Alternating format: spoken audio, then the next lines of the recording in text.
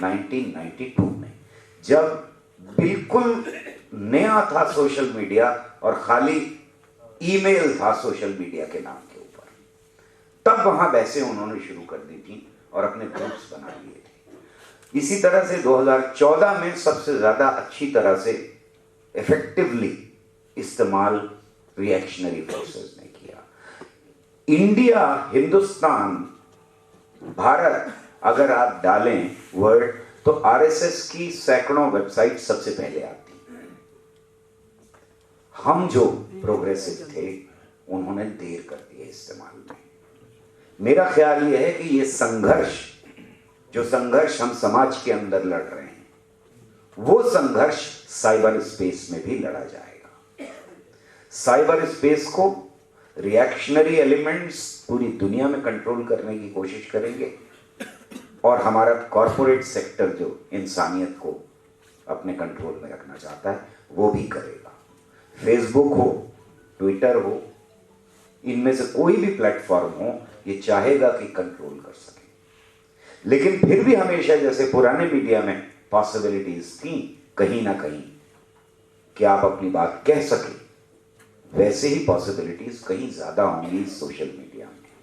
मेरे ख्याल में तर्कशील सोसाइटी हो या प्रोग्रेसिव फोर्सेस की कोई भी ऑर्गेनाइजेशन हो, उसको ज्यादा से ज्यादा इस्तेमाल करने की कोशिश करना चाहिए और खास तौर से यंग माइंड्स तक पहुंचने की जरूरत है, जो ज्यादा से ज्यादा इस्तेमाल करेगा कल के आने वाले सोशल मीडिया को।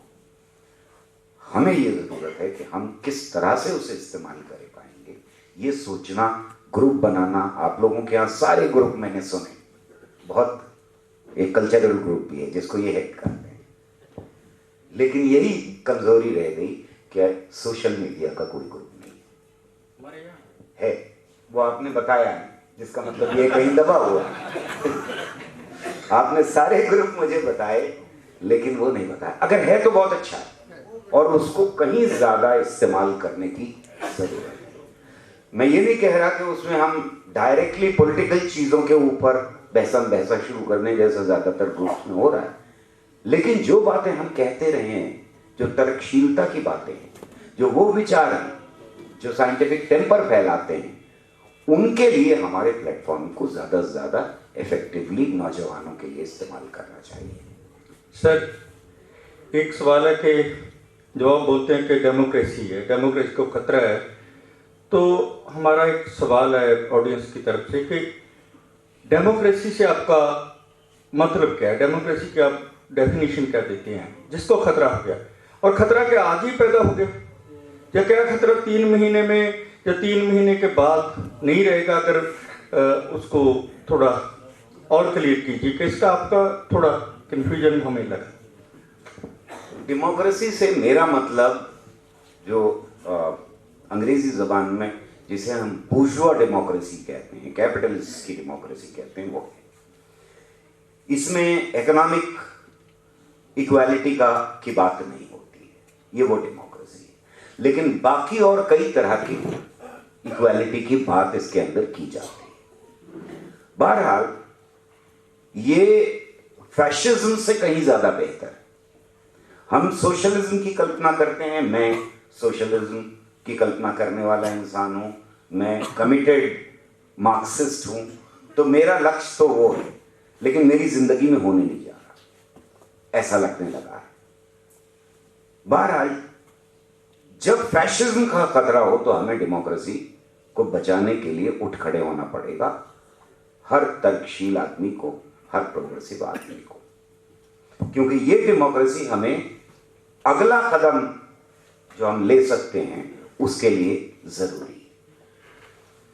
डेमोक्रेसी का आइडिया अपने अंदर बदलता रहा है। पहले डेमोक्रेसी के अंदर वो लोग नहीं थे जिनके पास प्रॉपर्टी नहीं, औरतें नहीं थी डेमोक्रेसी का हिस्सा, दबे कुचले दलित ग्रुप्स दुनिया भर के वो डेमोक्रेसी का हिस्सा नहीं थे। धीरे धीरे धीरे संघर्षों ने हर इंसान को डेमोक्रेसी का हिस्सा बनाने की कोशिश की। तो मेरा मतलब उस डेमोक्रेसी से है। डेमोक्रेसी को खतरा हमेशा रहता है, क्योंकि हर समाज के अंदर जो डेमोक्रेटिक समाज है उसके अंदर फैशिस्टिक विचारधारा के लोग हमेशा मौजूद रहते हैं। और ये विचारधारा की जब मैं बात कर रहा हूं तो एक आदमी ऐसा हो सकता है कि एक वक्त में फैशिज्म के लिए वोट कर रहा हो और दूसरे वक्त में वो डेमोक्रेसी के लिए खड़ा होगा। ये बाउंड्री जो है वो जल्दी से लोग क्रॉस कर लेते हैं। मैं इसलिए कह रहा हूं कि हम में से बहुत सारे लोगों ने ये लगातार सुना होगा कि हिंदुस्तान में तो जनता मानेगी नहीं जब तक डंडा नहीं चलेगा। मिलिट्री शासन हो जाए सब सीधे हो जाएंगे।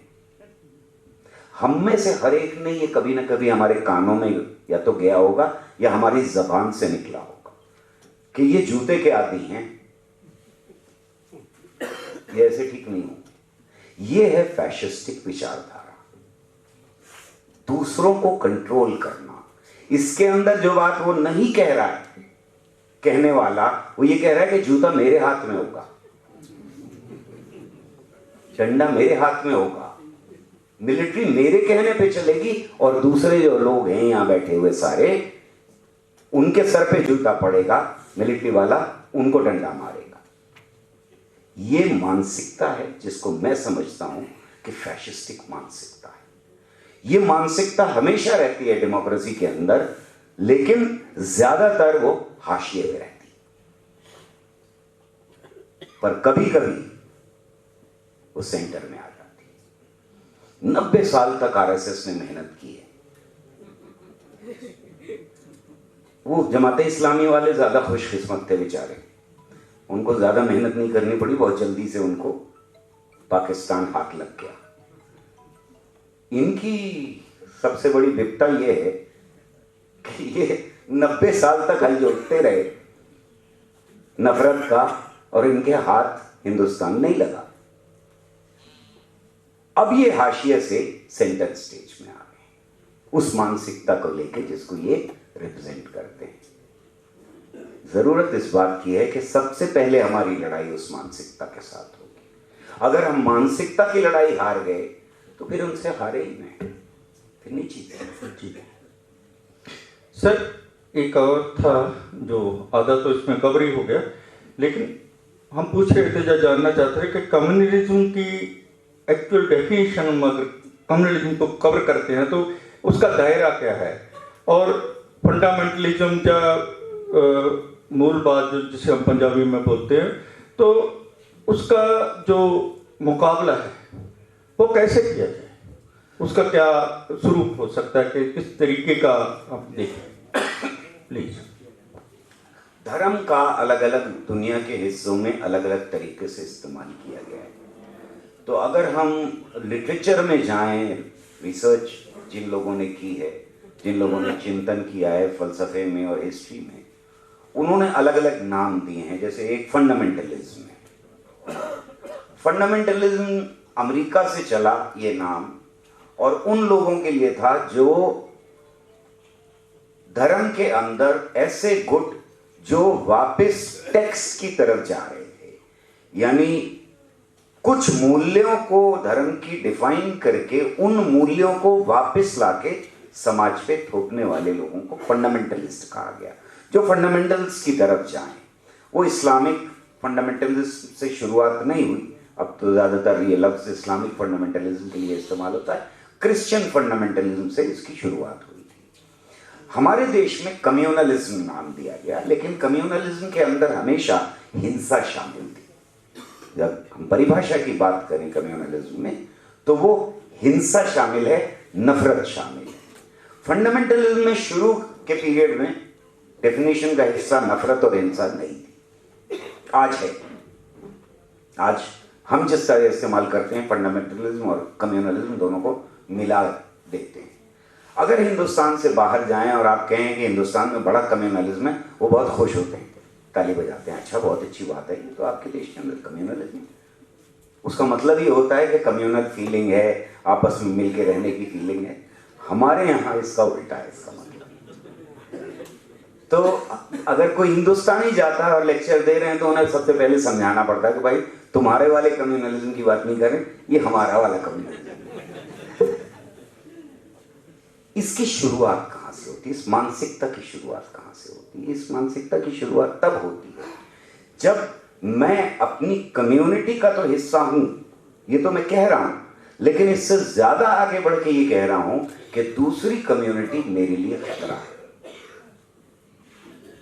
जैसे ही ये मानसिकता शुरू होती है कि दूसरी कम्युनिटी मेरे लिए खतरा है, अगर वो गंदी है तो गंदगी फैलाने की का खतरा है, अगर वो घेटोज में रहती है तो उन घेटोज से खतरा है, अगर वो अपनी नस्ल को बड़ी तेजी से बढ़ाती है, हम 5 हमारे 25, तो हमारी कम्युनिटी को खतरा है कि हम मार्जिनलाइज हो जाएंगे, अगर उसको रिजर्वेशन दिया जाता है तो हमारे जॉब को खतरा है। ये है मानसिकता जिसको हम कम्युनलिज्म कह सकते हैं।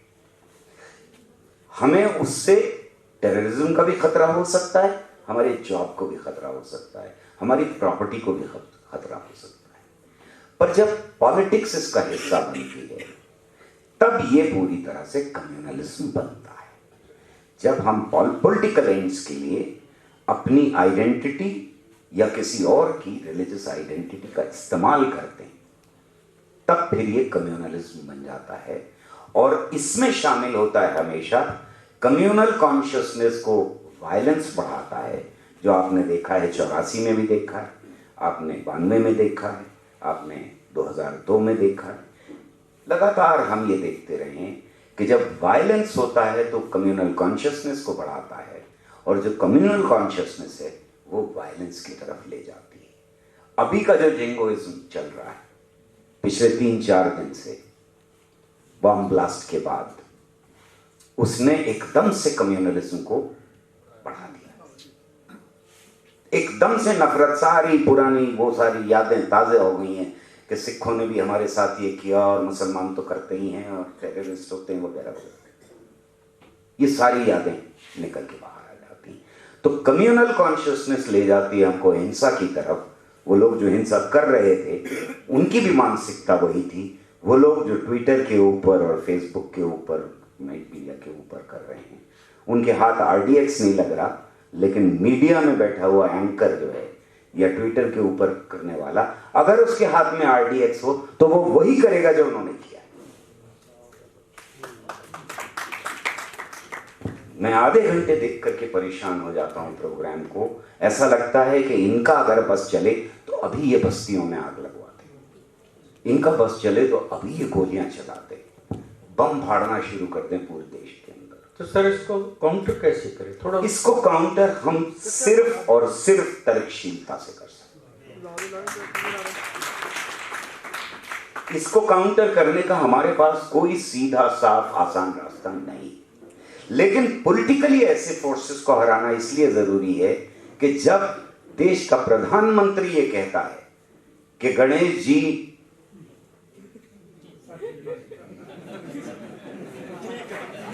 समझ गए ना, तब ये कोई एक इंसान नहीं कह रहा, तब ये कोई एक सिटीजन नहीं कह रहा, नागरिक नहीं कह रहा, कोई बाबा नहीं कह रहा, ये देश का प्रधानमंत्री कह रहा है, दुनिया की सबसे बड़ी डेमोक्रेसी का प्रधानमंत्री कह रहा है। तो पूरा देश अब तर्कशीलता से हट करके रूढ़िवाद के रास्ते के ऊपर ढकेल रहा है। हम सिर्फ इस पे हंस नहीं सकते, हमें इसकी टक्कर हर गली, सड़क, गांव, हर जगह लेनी पड़ेगी, और वही रास्ता, कोई रास्ता नहीं। और एक सवाल था कि मीडिया या जो भी पॉलिटिकल चेंजेस आ रही हैं उनका सोशियो इकोनॉमिक बेस क्या है? एक तो ये, उसके साथ ही जुड़ा हुआ सवाल है कि जो कॉर्पोरेट का सारा बोलबाला है उसका बेस जो है हमारे क्वेश्चन करने वाले के मुताबिक कैपिटलिज्म है। तो क्या इसका मतलब है कि हमारे देश में कैपिटलिज्म जो है ना अपर हैंड है, जो वो भारू जो बोल सकते हैं, जो वही सारे को करता है? तो उसके बारे में थोड़ा। मार्क्स की जो थीसिस थी वो ये थी कि कैपिटलिस्ट जो है पुराने सारे सिस्टम्स थे और रूलिंग क्लासेस थी, उनके मुकाबले में बहुत प्रोग्रेसिव है। अगला कदम सोशलिज्म का था, लेकिन कैपिटलिस्ट सोसाइटी प्रोग्रेसिव सोसाइटी थी, क्योंकि वो जात धर्म वगैरह वगैरह को नहीं मानती थी। उसे लिबरेट करना था, प्रोलेटारिएट को आजाद करना था उन सारी चीजों से। तो इनमें यकीन नहीं रख सकती थी, वो धर्म के अंदर यकीन नहीं रख सकती थी। अगर किसी से भी चीप लेबर लेना है तो कोई फर्क नहीं पड़ता कि वो कौन से धर्म का है, कौन सी जात का है, कौन सी नस्ल का है, काला है गोरा है, इसका फर्क नहीं पड़ता। लेकिन सोवियत यूनियन के इनकलाब के बाद कैपिटलिज्म ने और इंपीरियलिज्म ने भी एक बड़ा सबक हासिल किया कि अगर बहुत तेजी के साथ विचारों को बदल दिया जाए, तर्कशीलता ले आई जाए, एक ऐसा विजन ले आया जाए कि जिसमें इंसान इंसान बराबर हो हो सकता है कि वो इनकलाब की तरफ बढ़ जाए और इनकलाब के लिए हालात तैयार हो जाएं। यहां से इंपीरियलिज्म और कैपिटलिज्म का कॉम्प्रोमाइज शुरू होता है सारे रूढ़िवादी पुराने ढांचे के ख्यालों के साथ। और सोवियत यूनियन के गिरने का सबसे बड़ा नुकसान हुआ कि उन्होंने कहीं ज्यादा तीव्रता के साथ नस्लवाद, धर्मवाद, जातिवाद इनका इस्तेमाल करना शुरू कर दिया है। हमारी लड़ाई आज कैपिटलिज्म के उस सेक्शन के साथ भी है जो सेक्शन फ्यूडल वैल्यूज को लेकर के समाज के ऊपर थोपना चाहता है। वो लड़ाई लड़नी ही पड़ेगी। थैंक यू जी। एक बात यह है कि हमारे पुराने एक्टिविस्ट रणधीर गलपति जी, उन्होंने पूछा कि मीडिया टेलीविजन में भी होंगे, वीडियो में भी होंगे और वो सोशल मीडिया में भी होंगे। आगे आने वाली नस्लें हमारा इंतजार नहीं करेंगी, शुरू कर देंगी अपने आप। उनको थोड़ी सी दिक्कत होगी, हमारा एक्सपीरियंस अगर मौजूद हो तो शायद उनके लिए आसानी पैदा हो जाए। इसलिए मैं विनती कर रहा था कि आपके यहाँ भी चैनल होनी चाहिए जो सोशल मीडिया को इस्तेमाल कर सके। मेरा मानना यह है कि वो होंगी समाज के अंदर और वही उम्मीद है। यही बात मैंने पहले कही थी, पेड न्यूज चलेगी, उसके साथ खड़े होंगे लोग जो पेड न्यूज के खिलाफ होंगे। फेक न्यूज आएगी, लेकिन उसको फेक न्यूज को नकारने वाले लोग भी हमारे समाज से ही निकलेंगे। हम अगर उन्हें ऑर्गेनाइज करते हैं तो बहुत अच्छा होगा, क्योंकि उनकी एफिकेसी, उनकी एफिशिएंसी कहीं ज़्यादा बढ़ जाएगी। वो भी हमारी जिम्मेदारी है। सर एक सवाल था छोटा सा कि मान लो 3 महीने के बाद इलेक्शन आते हैं, इलेक्शन में वो लोग हार जाते हैं जो जिसे आपके लिहाज से नहीं आना चाहिए, तो क्या बेसिकली बुनियादी तौर पे कोई चेंज आएगा या बाकी सारा कुछ वैसे ही चलता रहेगा जैसा सिस्टम चलाता है? तो उसके बारे में एक सवाल बनता है कि आप थोड़ा क्लियर कीजिए, क्योंकि दूसरे लोगों का भी हमने देखा है ना, सभी लोगों ने आपके साथ ही, तो उनके बारे में आप प्लीज। अच्छी तरह से जानते हैं दूसरों को भी हम। दोस्तों एक सवाल और बहुत पूछा जा रहा है, और ये कोई आज का सवाल नहीं है। नेहरू के बाद भी पूछा गया था कि नेहरू के बाद कौन, अगर नेहरू नहीं तो कौन। इंदिरा के ज़माने में भी पूछा गया, इंदिरा नहीं तो कौन। और अब मोदी के ज़माने में, अरे मोदी नहीं, पप्पू को दोगे वोट। ये लगातार कैंपेन का हिस्सा होता है, किसी भी पॉलिटिकल पार्टी और पॉलिटिकल लीडर के कैंपेन का हिस्सा होता है।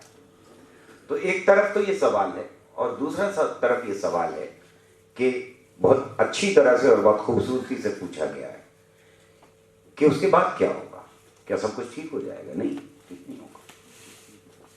बिल्कुल यकीन रखिए कि ठीक नहीं होगा। पर जो बात मैं कह रहा था आपसे कि जब प्राइम मिनिस्टर कहता है कि करण जो है वो स्टेम सेल का प्रमाण है, तो फिर ये ब्यूरोक्रेसी को, ये साइंटिस्ट को, ये आम इंसानों को और हमारे पूरे एजुकेशन सिस्टम को एक सिग्नल दिया जाता है कि अब ऐसे चलेगा। अब रैशनैलिटी देश से बाहर, अब 5 गव्वे के ऊपर रिसर्च होगी, जरूरत नहीं है CSIR को पैसे की। अब हम ये पढ़ाएंगे क्लास के अंदर, अब हमें डार्विनिज्म पढ़ाने की जरूरत नहीं है। ये हिम्मत पड़ती है एक मिनिस्टर की जो एजुकेशन के लिए रिस्पॉन्सिबल है। फर्क को और खतरे को समझिए। ये बातें ऐसा नहीं है कि कांग्रेस के अंदर लोगों ने नहीं कही, या कांग्रेस के अंदर ऐसे लोग नहीं हैं जो इन बातों पे यकीन ना रखते। मायावती की पार्टी में, अखिलेश की पार्टी में, ममता की पार्टी में, बाकी सारी फॉर्मेशन में ऐसे लोग मौजूद हैं जो इन बातों में यकीन रखते हैं, और कभी कभी वो बोलते भी हैं। लेकिन पार्टी और उसकी लीडरशिप जब ये कहने लगती है, जब प्राइम मिनिस्टर कहने लगता है ऐसी बात, जब चीफ मिनिस्टर कहने लगता है, तो फिर जज भी ऐसा जजमेंट देता है कि हमारी आंसू से वगैरह, मोर आंसू, आपको याद होगा, पूरे के पूरे ढांचे के अंदर करोशन होता है। फिर आप इंडिविजुअल से तर्क वितर्क कर सकते हैं, आप स्टेट के साथ तर्क वितर्क नहीं कर सकते। वहां सिर्फ आपके पास प्रोटेस्ट बचता है। फिर आपको एक पेटिशन लिखना होता है, खाली आर्टिकल लिख के काम नहीं हो सकता। हमारे यहां के 1000 साइंटिस्ट को अगले दिन ही पेटिशन देना पड़ा। तीनों एकेडमी, साइंस एकेडमीज को ये लिखना पड़ा कि आप गलत कह रहे हैं। पहली बार हिस्ट्री ऑफ इंडिया में, it is for the first time that 3 academies came together and protested against this statement, idiotic statement given by our minister, MHRD की। It is terrible। नहीं होगा ठीक। हमारा संघर्ष कहीं ज्यादा तीव्र होने की जरूरत होगी 3 महीने के बाद। सवाल यह है कि इनको इतनी बुरी हार मिलनी चाहिए कि फिर कांग्रेस के अंदर भी किसी को हिम्मत ना पड़े कि वो डिमोनेटाइजेशन करे। फिर अखिलेश और मायावती को इस तरह बेशर्मी के साथ ये कहने की हिम्मत ना पड़े कि हमारे देश में सैटेलाइट था पुरातत्व काल में, इंटरनेट चल रहा था, मिसाइल्स थे। हमारी अगली नस्लों के दिमागों को करप्ट करने की हिम्मत ना पड़े। ये होगा इन 3 महीनों में। हमारा अगर अचीवमेंट है, जिसके लिए मैं आपके सामने बार बार प्लीड कर रहा हूं, वो इस डायरेक्शन में होना चाहिए। सवाल ये नहीं है कि सिर्फ हम इनको हरा देंगे और सब कुछ ठीक हो जाएगा। नहीं होगा, हमें भी मालूम है, आपको भी मालूम है। लेकिन इसकी हिम्मत कल को ना पड़े कि कोई GST बिना डिस्कशन के लागू करे। इसकी हिम्मत ना पड़े किसी पार्टी के अंदर कि कोई प्राइम मिनिस्टर बड़े फख्र से ये बात कहे कि डेमोक्रेटिक कंट्री के अंदर मैंने किसी को भी कंसल्ट नहीं किया डिमोनेटाइजेशन का डिसीजन लेने से पहले। डेमोक्रेसी के अंदर तुम बेशर्मी से ये बात कह रहे हो कि मैंने अपने मिनिस्टर को भी नहीं बताया। फिर डेमोक्रेसी का क्या मतलब है? तुमने खत्म कर दी डेमोक्रेसी। दूसरे देशों में जब डिमोनेटाइजेशन कहीं किया गया है, 3-4 सालों तक डिस्कशन हुए। यहां एक आदमी बेशर्मी के साथ ये कह रहा है कि मेरा डिसीजन, मैंने हर इंसान के ऊपर थोप दिया। उस महिला के ऊपर जो कहीं बेचारी 100 रुपए 1000 रुपए बचा करके जोड़ जोड़ के रखे हुए है, उसकी जिंदगी को इफेक्ट करने वाला डिसीजन तुमने अकेले ले लिया। शर्म आनी चाहिए तुम्हें।